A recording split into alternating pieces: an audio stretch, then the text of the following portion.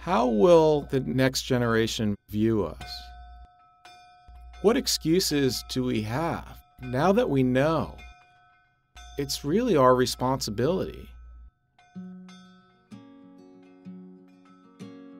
I feel really lucky. I knew from a really young age that my passion was being in and around the water. I grew up along the shores of Great South Bay in Massapequa. My fondest memories as a kid were clamming and crabbing and fishing with my friends and family. We would even play in the boat in the driveway and pretend we were fishing when we couldn't get out to go fishing. To this day, the night before a fishing trip is like Christmas Eve. I get so excited that I can't sleep.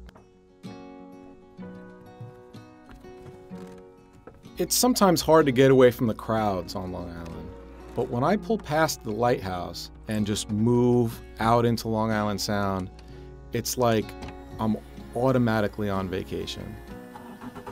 Just getting to spend some time out on the water is therapy for a lot of us.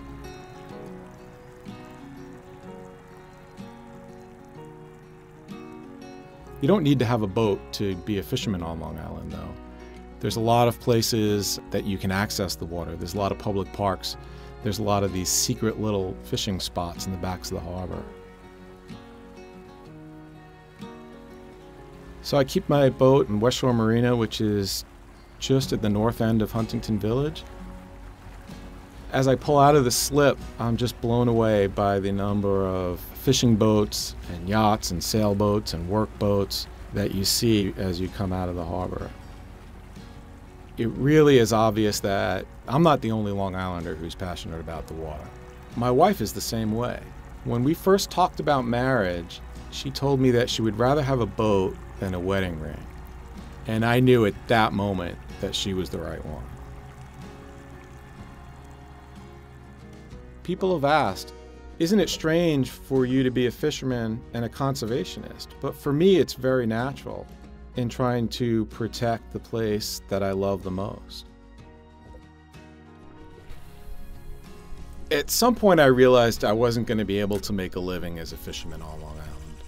It saddens me to hear Billy Joel sing that there ain't no island left for islanders like me. It resonates. So I went to school to study marine environmental science and started my career as a researcher. What I found was there's an entire field of research that's focused on studying environmental problems, but what's really needed is to take those studies and turn them into answers and solutions.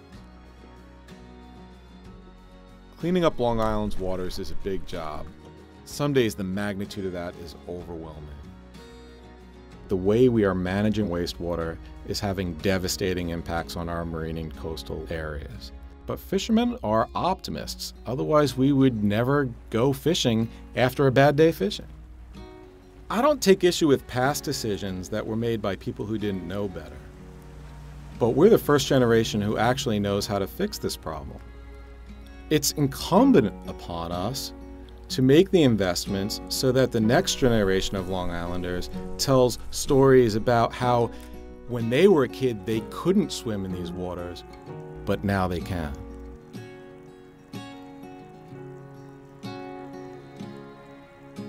Every generation leaves a legacy. Ours will be tied to our waters. It's up to us how we leave them.